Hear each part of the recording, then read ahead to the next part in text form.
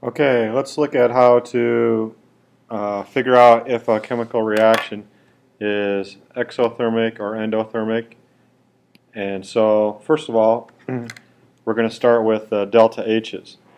All right, so if you look at the first one, so we have delta H equals a negative 23 kilojoules. Well, it's as easy as this. If your delta H is negative, that means that it is exothermic. Okay?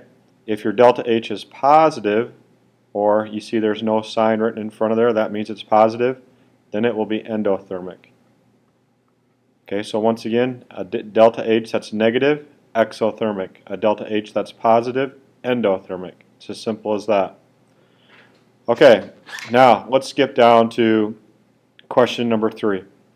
Okay, a chemical dissolves in water and the temperature of the water increases. Okay, dissolving really technically isn't classified as a chemical reaction. But let's think about this. So a chemical dissolves in water and the temperature of the water increases. So if you think about, like, here we have a beaker, here we have the chemical.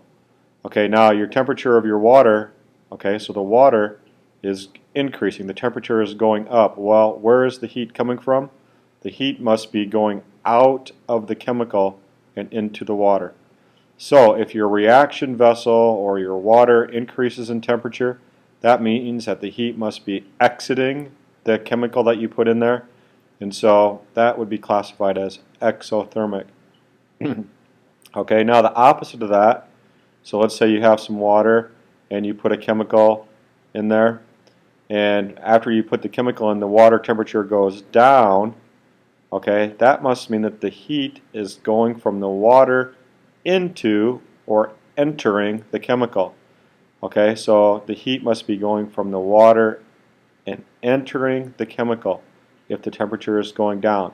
So if the heat is entering the chemical, in terms of the chemical, then that's going to be endothermic. Alright, let's look at number 5 here. Okay, number 5 is when you have a chemical reaction and the heat is included as part of the chemical reaction, you have to be able to classify that as endothermic or exothermic. Alright, and so if the heat is written on the left-hand side of the equation, so see, here's the arrow, here's the left-hand side, here's the heat number right here, because it's kilojoules. If that's on the left-hand side, that means that the heat is a reactant. If the heat is on the left-hand side and the heat is a reactant, that means that heat must be added to the reaction for that to occur, so that means that is endothermic. The opposite of that is when the heat is on the right-hand side of the arrow and the heat is a product. Heat is being produced. Okay, so you have a chemical reaction and heat is being produced.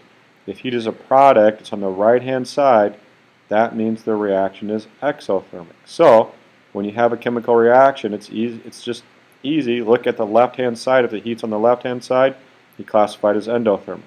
If the heat is on the right-hand side of the arrow, it's exothermic. Okay, now you can have a chemical reaction inside of a reaction vessel. Okay, so let's say you have a reaction vessel and you mix chemical A with chemical B. Alright, and the temperature of the vessel goes up. Well, that must mean that heat is coming out, okay, of the reaction and making the vessel heat up. Therefore, that would be exothermic. That would be like mixing aluminum with the silver chloride, like in problem number 6 here. Okay, the heat would come out of after the chemicals would be mixed. Heat would be, you would have a net amount of heat being released, and so that would be exothermic. Now, if you have the opposite of that happen, all right, and you put two chemicals in and the reaction vessel decreases, the temperature goes down, that must mean that heat is coming from the vessel or the surroundings into the chemicals. All right, and so the heat is going into the chemicals. So in terms of the chemicals, that reaction would be endothermic. Okay, just a general rule of thumb, if the reaction vessel warms up, that's exothermic. So if the temperature of the vessel goes up, okay, that's exothermic. If the temperature of the vessel goes down, that is going to be endothermic.